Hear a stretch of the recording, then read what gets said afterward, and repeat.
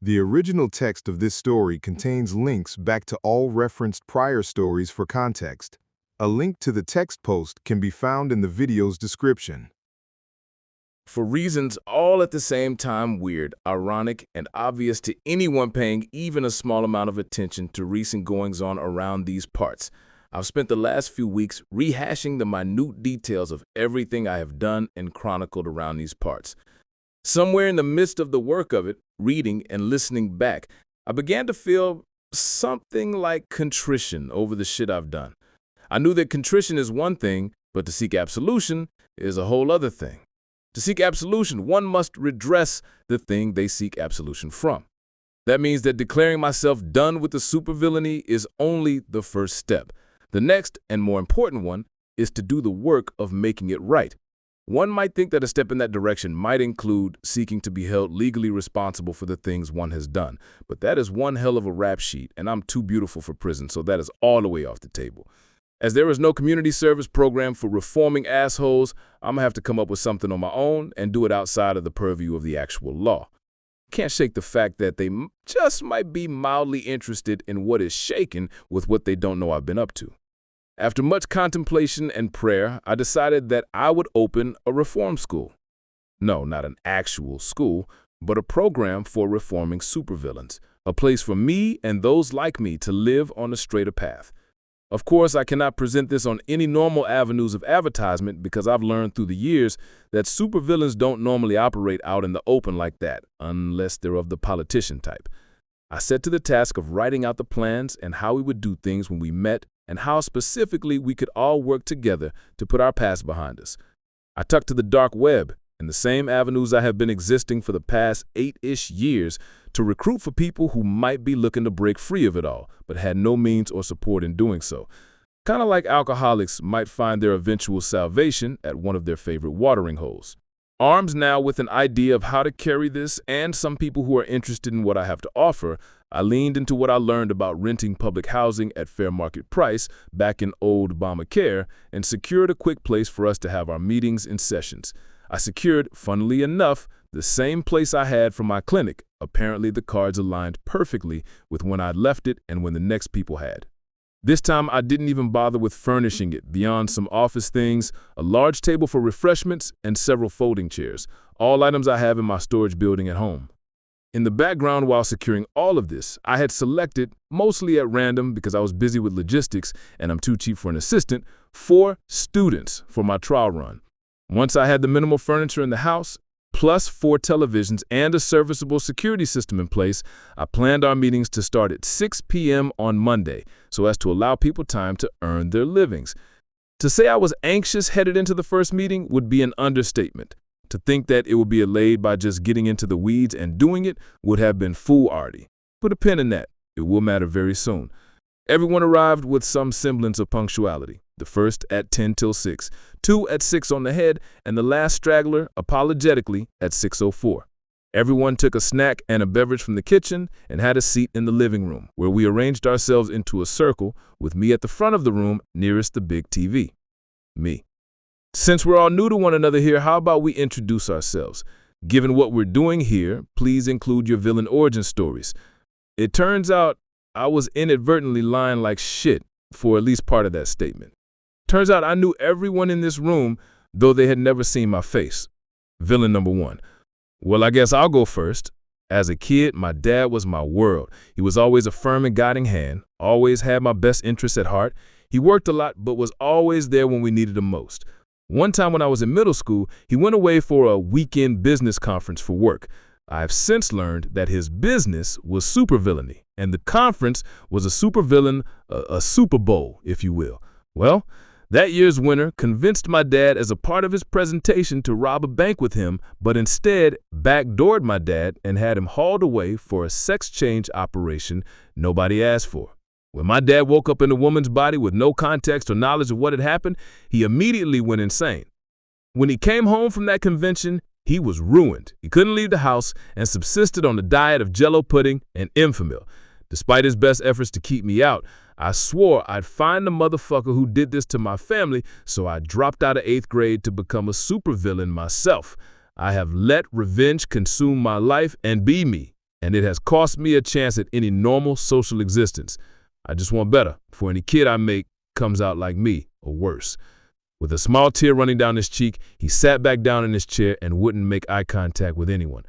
I say he wouldn't make eye contact, but it should be noted that I couldn't make eye contact as 1, I was stifling laughter due to 2, I had forgotten having done that shit. It is only now dawning on me that I have to do my best to not let on who I am or why I'm here, or we're not all leaving here whole. Me. That was heavy. Anyone else want to share? Villain number 2. I'll go. Me? Shoot. Don't shoot, but let's hear it. This one is an older gentleman. Villain number 2. I had a business partner, and we were doing quite well. Or I should say that I thought we were doing quite well.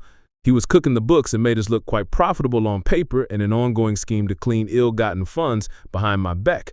I had the background in the work we were doing, and he knew finance. Turns out that he too, like this guy's dad, went to one of those damn supervillain things to compete. Not only did he lose, he was outsmarted into a giant polycarbonate box, a cage basically, with a ton of cicadas in it during their mating season.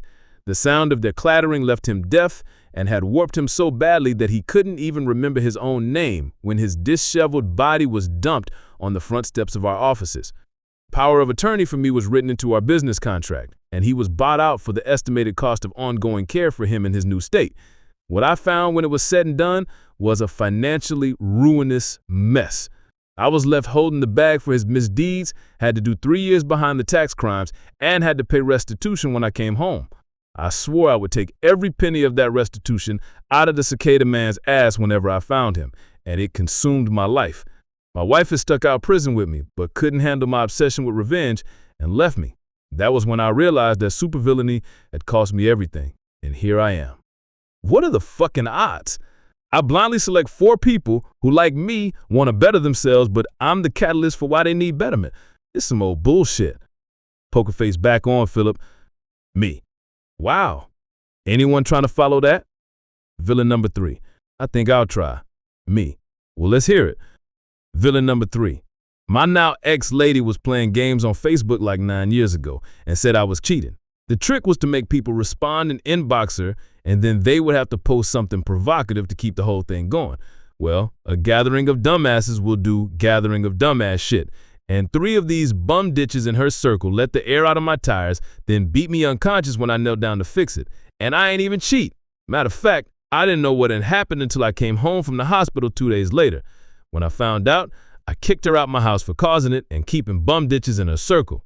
Ever the social media addict, I became the villain in her personal story for breaking up, and all her now former friends lined up in the comments to agree, and my name was shit in the streets. Until the whole truth comes out. Now the sympathy comes in, and now all her friends want to fuck. Well, feeling like I am the victim in this, and deciding since she wanted to make me the villain, I'ma be that. So I obliged all of them. I guess I ain't exactly a villain compared to what they got going on, but the number one way to be seen as one is to sex several women in one friend group, and I'm absolutely that right now. I just need my name back good so my car stops getting egged. Finally, one I didn't do personally. I remember when it happened and laughed harder than any mature person should, but my hands were not on it. Me. Damn, bruh. Single women, keeping single women single. I turned to the last person. What about you? Damn, you're young. How'd you even get in here? I'm 13. Back when I was 8, when the world first opened back up after COVID, my parents took me to the park and we played with some other kids. Some asshole who called himself Mo approaches me and tells me that my parents asked him to tell me that I was adopted. My parents swore it wasn't true and tried to plead with me that it was just some asshole being an asshole to a kid.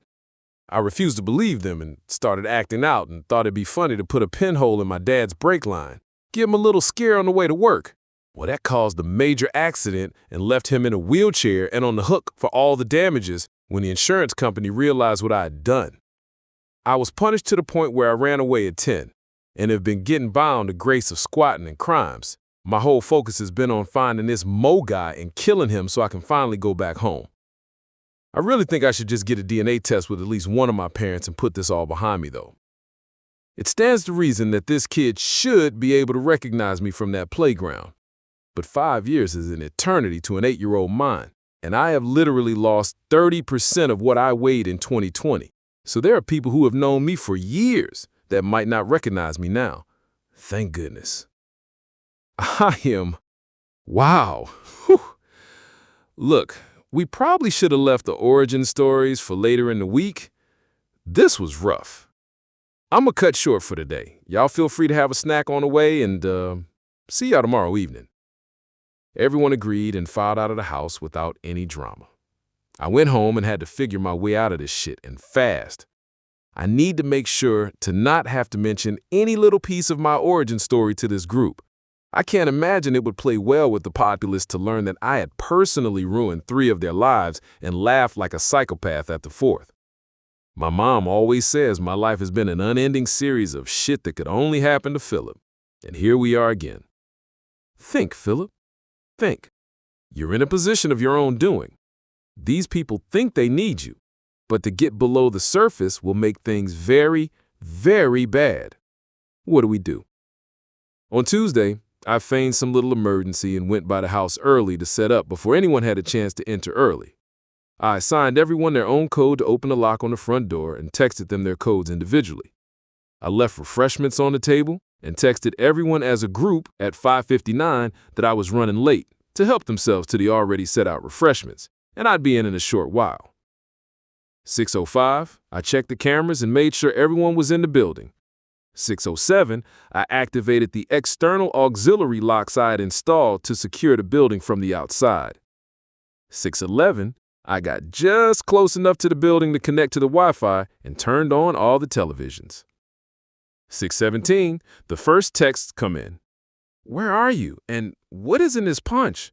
My stomach is feeling funny. 6:23, how come all these TVs are stuck on the Wonder Pads? Where's the remote? 6:25, there's no TP in any of these cabinets and we can't get the doors open. 6:30, please help us. I honestly don't know what any messages after that said. I threw that cheap-ass track phone in the creek and went to play with my grandbaby.